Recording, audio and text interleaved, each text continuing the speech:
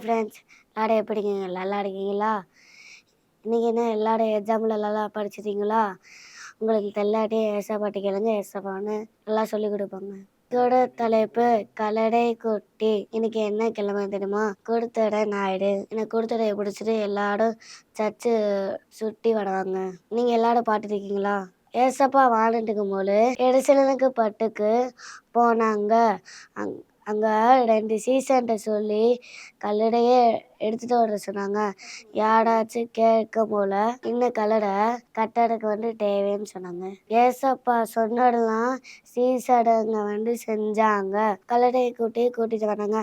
கல்லடை மேலே சால்மையை போட்டாங்க. ஏசப்பா அதை ஏறி போனாங்க. ஏசப்பா ஆனால் கல்லடை மேலே இருந்தனால எவ்வளோ மதிப்பு தெரியுமா? கட்டடத்தினாலே வருகிறவர் தோற்றெடுக்கப்பட்டவர் முன்னிடத்திலே ஓசாடா என்று எல்லாரும் பாட்டு பாடுறாங்க. சந்தோஷமாய் இருந்தாங்க. ஏசப்பாக்கு என்ன பிடிக்குமா ஃப்ரெண்ட்ஸ்?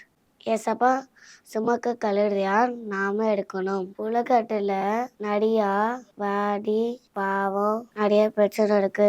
ஏசப்பாக்கு எல்லாரும் கூட்டிட்டு வாங்க. ஏசப்பா அப்படிகள் செய்வாங்க. நான் சின்ன பையன், எனக்கு ஒண்ணுமே தெரியாது அப்படி சொல்லாதீங்க.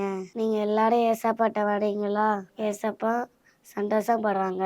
ஏசப்பா பெரிய மிடக்கலை செய்வாங்க. இன்னைக்கு கூட வசனம் கேட்போமா? நீ போகும் இடமெல்லாம் உன் தேவனாய் கர்த்தர் உன்னோடு இருக்கிறார்.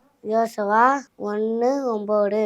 குட்டி நானையா கழுதை குட்டி நானையா ஏசு ராஜா ஏறி செல்லும் குட்டி நானையா குட்டி நானையா கழுதை குட்டி நானையா ஏசு ராஜா ஏறி செல்லும் குட்டி நானையா ஏசு ராஜா சொல்கையில் ஓசனா ஓசனா ஏசு ராஜா சொல்கையில் ஓசனா ஓசனா என்றதோனி எங்கும் கேட்குதே.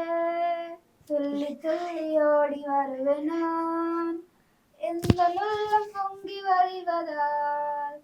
துள்ளி துள்ளி ஓடி வருவேன் நான், எந்த உள்ளம் பொங்கி வழிவதால்.